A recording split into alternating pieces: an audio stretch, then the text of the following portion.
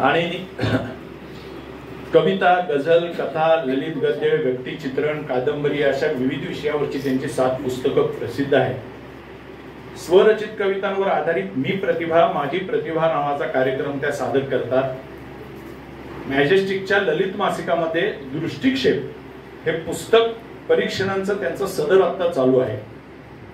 अखिल भारतीय साहित्य महामंडळावरील त्यांची नियुक्ती। मगाशी मी म्हटलं नावात काय असतं, सराफ म्हणजे ज्वेलर्स म्हणतो आपण। ज्वेलर्सच्या दालनात नजर टाकली की अत्यंत सुंदर घडवलेले दागिने तुम्हाला दिसतात। या ज्या पाहुण्या आहेत आपल्या त्या शब्दांवर आणि अक्षरांवर सुंदर कलाकुसर करतात आणि ते त्यांच्या दालनात नजर टाकली तर अत्यंत सुंदर घडवलेले दागिने काव्यरूपी तुम्हाला निश्चित प्रतिभेचं कोंदणात तुम्हाला अनेक अशा सुंदर कलाकृती दिसतील।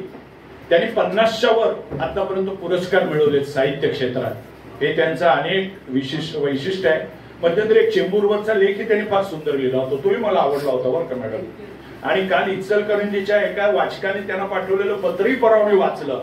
फार म्हणजे त्या आता मगाशी उल्लेख केला जोशी साहेब आपण की लांबून लांबून जेव्हा असे आपल्याला खरंच ज्यांना आपण ओळखती नाही अशा व्यक्ती जेव्हा आपल्याला कळवतात तेव्हा तो निखळ खरा आनंद असतो।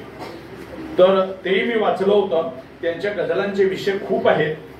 जसं स्त्रीच्या वेदना त्या मांडतात तसंच नाही पंखात बळ तरी ती उडू पाहते, एक साधीशी बाई आता लढू पाहते असं म्हणणाऱ्या त्या रणरागिणीची स्त्री म्हणून जे आपण म्हणतो ते रूपी दाखवणारे आहेत।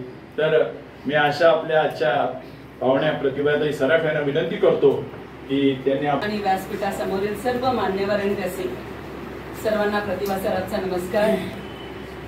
हे शब्द चांदणे हा जो कविता संग्रह आहे त्याच्या अगदी पहिल्या दिवसापासून मी त्यांच्या सोबत आहे।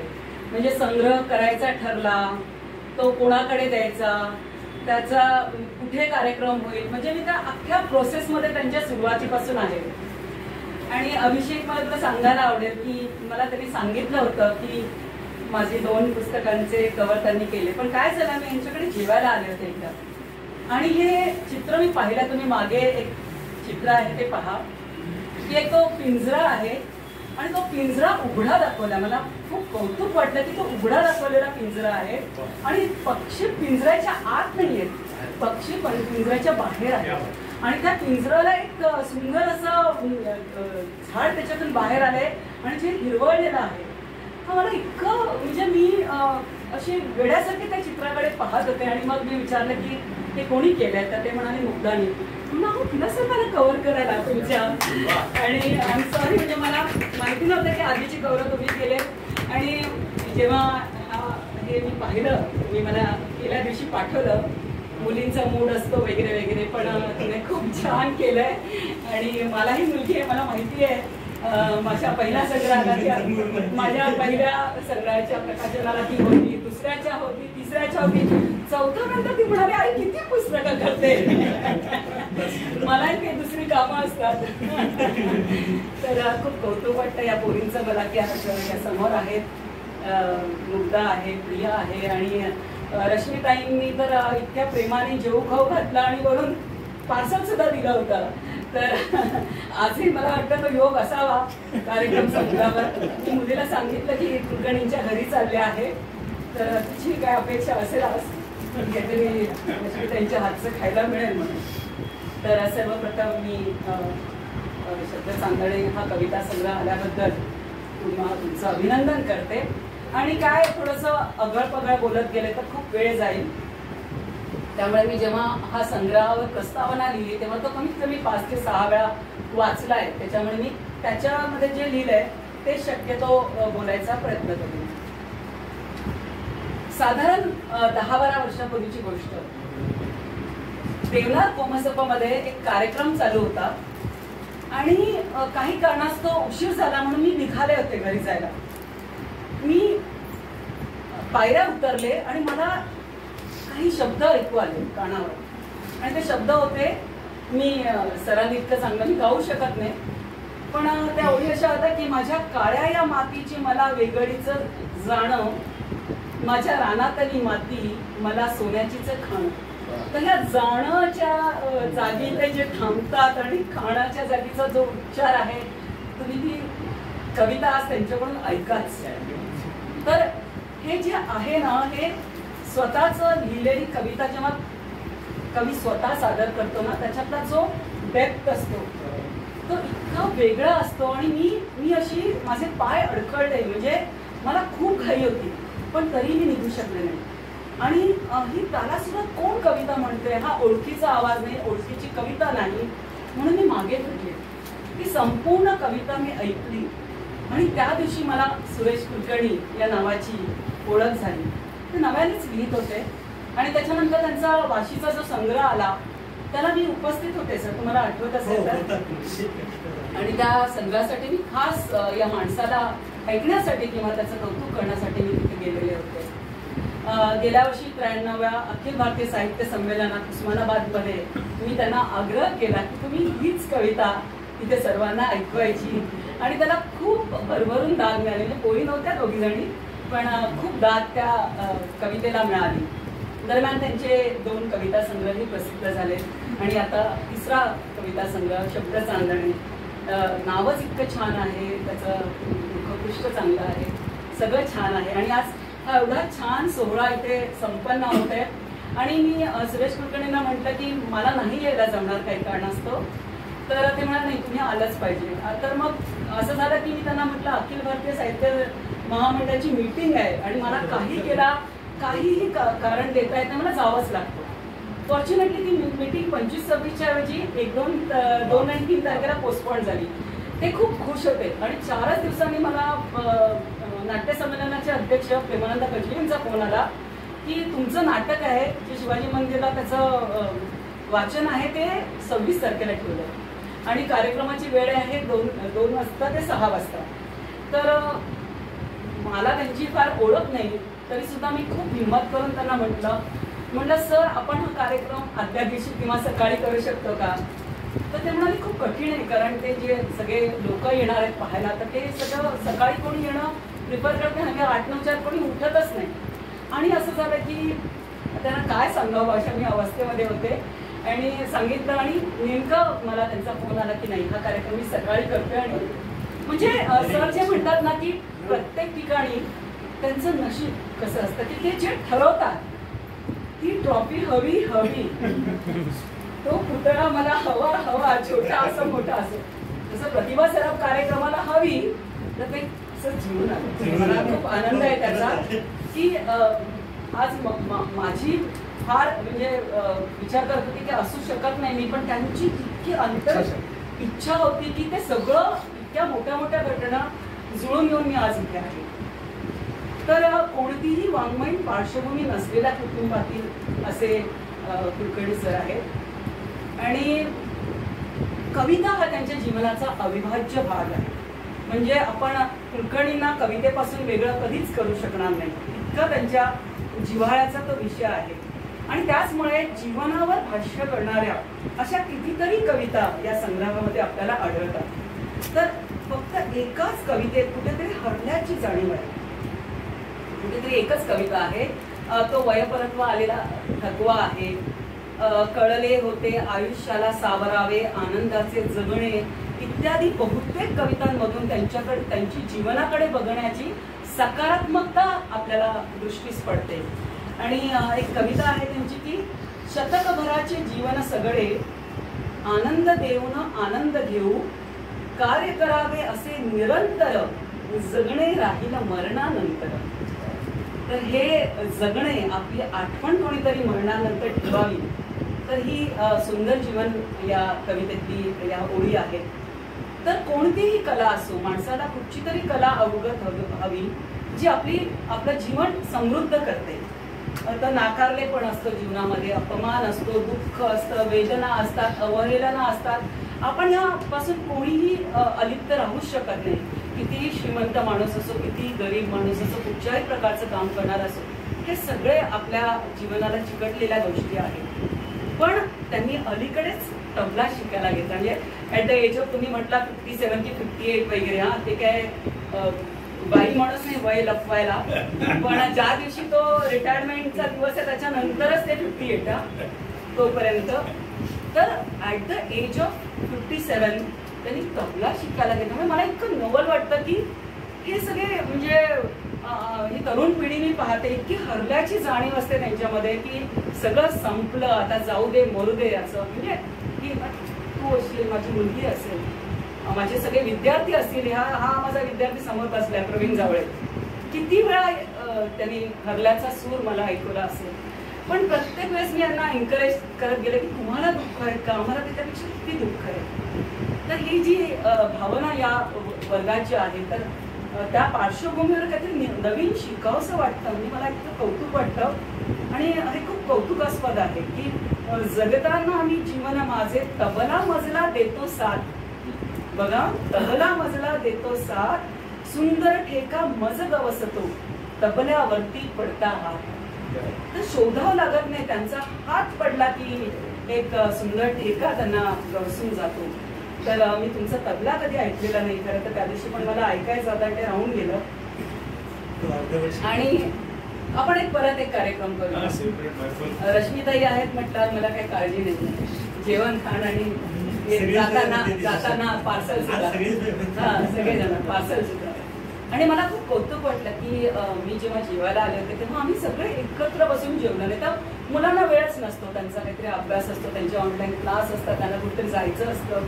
पण आम्ही सगळेजण, त्यांची आई पण होती आमच्या सोबत, आणि आम्ही सगळे आणि कितीतरी दिवसांनी असं जमिनीवर मांडी घालून जे जेवण असतं आणि ताटाभोवती रांगोळी. म्हणजे मला असं वाटतं की लग्नामध्ये माझ्या रांगोळी असते. त्याच्यानंतर म्हणजे हे सगळे आपल्या प्रथा परंपरा आनंदाचे जे भाग होते, मी संस्कार म्हणणार नाही पण हे सगळे आनंदाचे जे भाग होते. आपण पाहुणे म्हणून कोणाला जेवायला गेला रांगोळी घालण्याची जी प्रथा होती, आनंदाचा भाग होता. सगळा मी कितीतरी वर्षांनी अनुभवला तुमच्या घरामध्ये. तर मुक्त छंद म्हणजे त्यांनी इतक्या कथा लिहिल्या की एसटी मधून प्रत्येकाने उल्लेख केला की एसटी मधून येता जाताना त्यांनी कविता लिहिल्या की एसटी मधल्या निवांत वेळी विचार सुंदर मनात येतो. म्हणजे मी जेव्हा जेव्हा एसटी मधून प्रवास केलाय तेव्हा मी इतका दोष दिला एसटीला की काय आहे ते गाडीचा आवाज किती, कुठेही थांबते तेवढं खाडखाड आणि काय, म्हणजे अनेक प्रकारचे दोष मी एसटीला दिले असतील. आणि चक्क निवांत वेळी विचार सुंदर मनात येतो. म्हणजे माझी एक एसटीच्या प्रवासाकडे बघण्याची दृष्टीच आज बदलून गेलेली आहे. आणि शब्दासंगे खेळ खेळून मनाचा माझ्या आनंद होतो. म्हणजे आता मी पुढच्या वेळेस मुद्दाम पेन हातामध्ये घेऊन एसटी मध्ये बसणार की बाबा ही अनुभूती तुरकणीनं आली आहे की मला येऊ, माझ्या हातून एखादी चांगली रचना. कारण कसं ना आपलं एक प्रवृत्ती झाली आहे, दोष देण्याची अशी एक प्रवृत्ती झाली आहे. कशातही आनंद घेता येतो, एसटीतून प्रवास करताना आनंद घेता येतो. तुम्ही पाहिल्या असेल त्यांच्या कविता की मुक्त छंद, गीत स्वरूप, गझल सदृश रचना आणि काही गझलही या संग्रहात आहेत. काही प्रार्थना उत्कृष्ट वटल्या आहेत. उत्तम संगीतबद्ध करून तालासुरात गाता येतील अशा मुख्य म्हणजे या प्रार्थना वाचताना जो भक्तिभाव या प्रार्थनांमध्ये आहे तो मनाला शांती देणारा आहे. ही कवितेपुरती आज आता मी करीन एक याचना, कवितेपुरती आज आता मी करीन एक याचना, तिची सदा मज साथ लाभू दे, हीच एक प्रार्थना. म्हणजे प्रार्थनेचे किती वेगळ्या वेगळ्या प्रकारचे स्वरूप असू शकतात. लोकांना प्रार्थना म्हटलं की देवच समोर येतो, तर असं काही नाही. कितीतरी गोष्टीत आपल्याला देव किंवा देव म्हणजे काय, शेवटी अल्टिमेट समथिंग आपल्याला ज्याच्यातून पूर्ण आनंद मिळतो ती गोष्ट. इथे मला कौतुक असं वाटतं की यांच्या कवितांमध्ये खूप वेगळ्या प्रकारच्या त्यांनी कविता, म्हणजे देशभक्तीपर कविता खूप कमी. म्हणजे शेक्सपियर तुम्हाला आठवत की तुमच्या काळामध्ये कदाचित त्या प्रोसेसमधून लोकांनी जाताना भरपूर देशभक्तीपर गीतं लिहिलेली असतील, पण ही खूप कठीण गोष्ट आहे. आणि त्यांच्या देशभक्तीपर रचना आहेत. राष्ट्रीय कर्तव्य जी आहे आपली त्याच्यावरच्या कविता आहेत. अभिमान हाच देशा, जय हिंदचेच नारे, कार्य करूया सुरू इत्यादी अनेक देशभक्तीपर गीतलेखन त्यांनी केलेलं आहे. त्यांनी लिहिलेल्या अशा रचनांमध्ये आपल्याला तेच सामर्थ्य आढळते की विविध धर्म, विविध जाती, कितीक भाषा इथे बोलती. विविध धर्माना विविध जाती, कितीक भाषा इथे बोलती. भेदभाव हा सोडून पाहू देशाची एकता. तर मला इतकं छान वाटलं की भेदभाव हा तुम्ही व्यासपीठ जरी पाहिलं तर तुमच्या लक्षात येत की असं काही नाही की एका ह्याची लोक त्यांनी बोलले. सगळ्या ठिकाणची एक कल्याणवरून आलेली, चिंबूरवरून आले, पनवेलवरून आले, अजून कुठून लोक आलेले आहेत आणि आवर्जून आलेले, त्यांच्या प्रेमाखातर आलेले आहेत. तर ते समता आणि एकता हे त्यांच्या फक्त कवितेत नाही आहे, त्यांच्या वृत्तीमध्ये सुद्धा आहे. याचं मला त्याच्यावेळी त्यांचं कौतुक करावंसं वाटतं. साक्षरतेसारख्या महत्वाच्या विषयांवरची कविता सुद्धा या संग्रहात आढळते. तुमची ही कविता मला कधीतरी माझ्या मुलांसमोर सादर करायला आवडेल. सुरेश कुलकर्णी यांनी पर्यावरण या कवितेद्वारे जनमानसांना काही संदेशही दिलेला आहे. कवितेमधून एखादा संदेश दिला तर ती चांगल्या प्रकारे तो संदेश पोहोचतो असं मला वाटतं.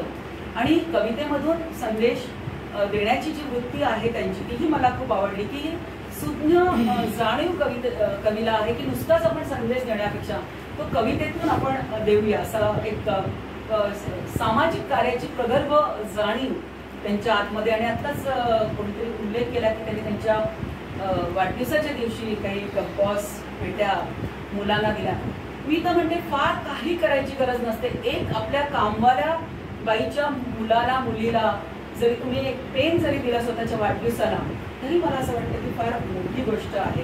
आणि ही लोकांच्या लक्षातच येत नाही. लोक मोठ्याले केक आणतात, म्हणजे मुलंही केक आणतात, त्यांचा नवराही केक आणतो किंवा बायको केक आणते, अजून पाहुणे केक आणतात. त्याच्याऐवजी तुम्ही 4 पेन विकत घेऊन जर कोणा मुलांना दिले तर त्यांचं आयुष्य. पण ही जाणीव जी आहे ती सगळ्यांनाच असते असं नाही. तर ही सामाजिक जाणीव असलेला हा कवी आहे. स्वस्थता लाभे कुठे ना घरदारी मंदिरी. स्वस्थता लाभे कुठे ना घरदारी मंदिरी. ऑफिस मध्ये वावरावे ओळखून पायरी. कष्ट दुःख विसरण्याला बाटलीचा आधार.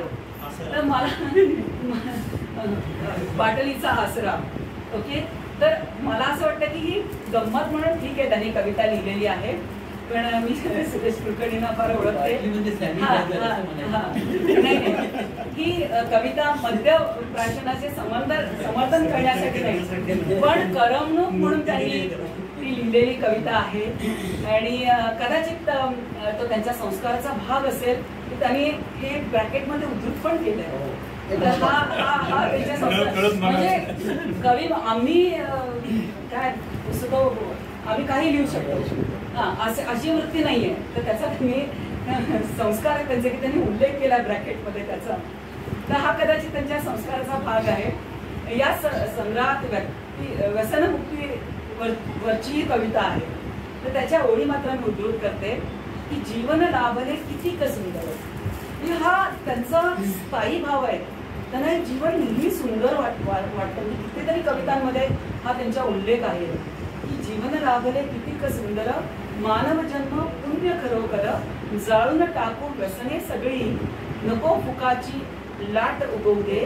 व्यसनमुक्तीची पहाट किंवा सकाळ ही त्यांना खूप नेहमी आवडते. त्यांच्या कितीतरी कवितांमध्ये त्याचा उल्लेख आहे. या पार्श्वभूमीवर फक्त एक आठवण मी सांगते की असं तुम्हाला माहिती असेल दशरथ तळेकर, तर ते व्यसनमुक्ती वरती खूप काम करायचे. आणि गांधी जयंतीच्या दिवशी ते कवी संमेलन आयोजित करायचे. याच्यावर व्यसनमुक्तीवर सगळ्यांनी कविता सादर केली. मी 2-3 कविता तिथे खास त्यांच्यासाठी लिहिल्या होत्या आणि त्या तिथून सादर केलेल्या होत्या. एक त्यांची खूप चांगली कविता आहे की गरजेपुरता मिळवा पैसा. खरीच गोष्ट आहे की गरजेपुरता मिळवा पैसा. पैशा मागे कधी न जावे. किंवा कलियुगाचे गीतच भारी. पैसा झुकवे दुनिया सारी. तिथे नाही म्हटलं तरी कुठेतरी पैसा हा लागतोच माणसाला जगण्यासाठी. आणि स्वानुभवाने निरूपण करण्याची व्रतस्थ वृत्ती आणि त्यातून काही उपदेश या कवीने दिलेले आहे की असा हा पडावा सडाही फुलांचा, असा हा पडावा सडाही फुलांचा, सुगंधात नावे सकाळी सकाळी.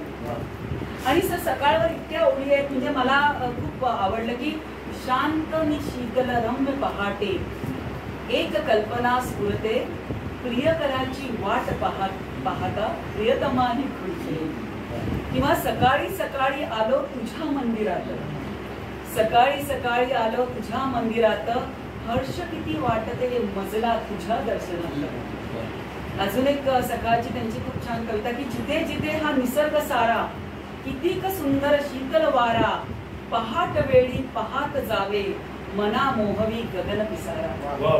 म्हणजे इतक्या कविता त्यांनी पहाटेच्या लिहिल्या. म्हणजे पहाटेच्या वेळी आपण किती प्रसन्न असतो, आनंदी असतो. मला असं वाटतं की मी आले होते तेव्हा खूप चिमण्या इकडे त्यांनी काही चिमण्यांसाठी खाण्यासाठी ठेवलेलं होतं आणि खूप चिमण्या तिथे भिरभिरत होत्या. आणि सर मी 15व्या मजल्यावर राहते म्हणजे मी खूप दिवसांनी चिमण्या पाहिल्या. म्हणजे मी इथे आले होते तासाभरासाठी पण एक 4-5 तास माझा पाय इकडनं निघू शकला नाही यांच्या घरातून. कसं हे सगळं इथे पाखरं आतमध्ये पण उडत होती आणि बाहेर पण, आणि पाखरं घरात होती त्याच्यामुळे मला खूप आनंद झाला. आमचं पाखरू कधी संडेला घरात सापडत नाही आम्हाला. आणि हे कसं आहे ना इतके वर्ष झाले एक लेक्चरर म्हणून असेल की आम्ही या तरुण पिढीबरोबर वावरतो. आज प्रवीण समोर आहे तर इतकं असं त्या तरुण पिढीबरोबर राहायची सवय झाली ना तर त्यांना त्यांचं भेटणं, त्यांचं आपसात बोलणं, त्यांचं आपसात भांडणं असो ते सुद्धा इतकं मनभावन वाटतं घरामध्ये त्यांचं असणं. तर सुरेश कुलकर्णींना सकाळ खूप भावते. खरं तर सगळ्याच कवींना सकाळ भावते.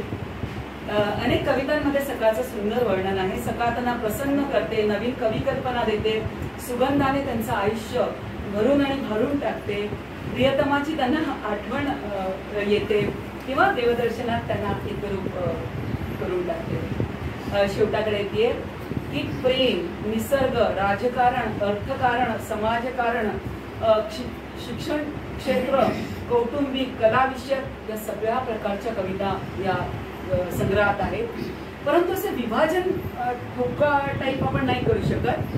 त्या सगळ्यांची सरमिसळ आपल्याला त्या कवितांमध्ये आढळते. अलीकडे मुक्तछंदात मोठ्या प्रमाणात कविता लिहिली जाते तर ते लिहिणं खूप सोपं आहे आणि मला तर म्हणायचं की लिहावं, काही हरकत नाही, लिहावं. पण या पार्श्वभूमीवर अलीकडेच समुदित मदना, आनंदकंद, मालिनी, लवंगलता, देवप्रिया, भुजंग प्रयाग इत्यादी वृत्तातील कविता या संग्रहात आढळतात. या कवीच्या अभ्यासवृत्तीचे मला कौतुक वाटते आणि त्याचं क्रेडिट त्यांनी ऑलरेडी शेख सरांना आणि जोशी सरांना दिलेलं आहे. मी मात्र फक्त निमित्त मात्र म्हणते.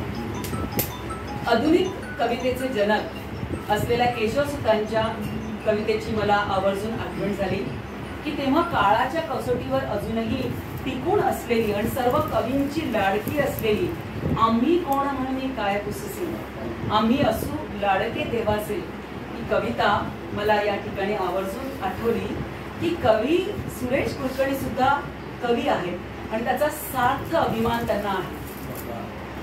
म्हणजे खूप लोक आपण कवी आहे हे सांगत नाही कुठे, कवितेच्या कार्यक्रमात किंवा कवी म्हणून गेल्यावर अदरवाईज कुठे कवी आहे म्हणून सांगत नाही. पण तुम्हाला त्यांनी कविता ऐकल्या, तुमच्याकडून कविता त्यांनी शिकल्या, तर हे त्यांना अभिमान आहे. या गोष्टीचा मला खूप अभिमान वाटतो की मीही कधी कधी सांगत नाही. म्हणजे माझ्या एकाही विद्यार्थ्याला मी आजपर्यंत वर्गामध्ये सांगितलेलं नाही की बाबा मी कवी आहे. तर हे त्यांना वाटतं, हे त्यांच्या जवळपासच्या लोकांबरोबर त्यांना शेअर करा असं वाटतं. महत्वाची गोष्ट आहे की कितीही पसारा असू दे शब्दात, कितीही पसारा असू दे शब्दात कवीच बांधतो 12 अक्षर. मला वाटतं ही कविता असं काय अल्टिमेट कविता आहे. अल्टिमेट म्हणजे माझ्या तुमच्या सगळ्या सूत्रसंचलनात सुरेश कुलकर्णींची ही कविमोर आहे तर किती कठीण अशी ही गोष्ट आहे. या संग्रहातील सगळ्याच कवितांचे वैशिष्ट्य म्हणजे आकलन सुलभता. म्हणजे आजकाल अशा कविता असतात मी लिहिली तुला कळो नाही कळो, तुझं काय माझं घेणं देणं असं नाही. त्यातला प्रत्येक शब्द, त्याच्यातलं प्रत्येक कडवं, याच्यातली प्रत्येक कविता ही पूर्णपणे तुमच्या मनापर्यंत पोहोचते कारण तुम्हाला समजते. कारण कविता ही पुढच्या समीक्षकासाठी, मराठीच्या प्राध्यापकासाठी लिहिलेली नसते, जनसामान्यांसाठी. एक तो चौकीदार जरी असेल तरी त्याला ती कळली पाहिजे कविता. हे त्याचं आकलन सुलभता आणि ती सगळ्याच टोटल 19 कवितांमध्ये त्यांनी ती ठेवलेली आहे. तर अशाच आत्मविश्वासाने, संवेदनशील मनाने, सामाजिक जाणीवांना कवेत घेऊन मार्गदर्शनपर सुद्धा कविता आपण लिहाव्यात आणि आपली कवितेची वाटचाल ही अशीच चालत राहो. आणि यासाठी मी आपल्या पुढील काव्यप्रवासासाठी तुम्हाला खूप खूप शुभेच्छा देते आणि थांबते. धन्यवाद.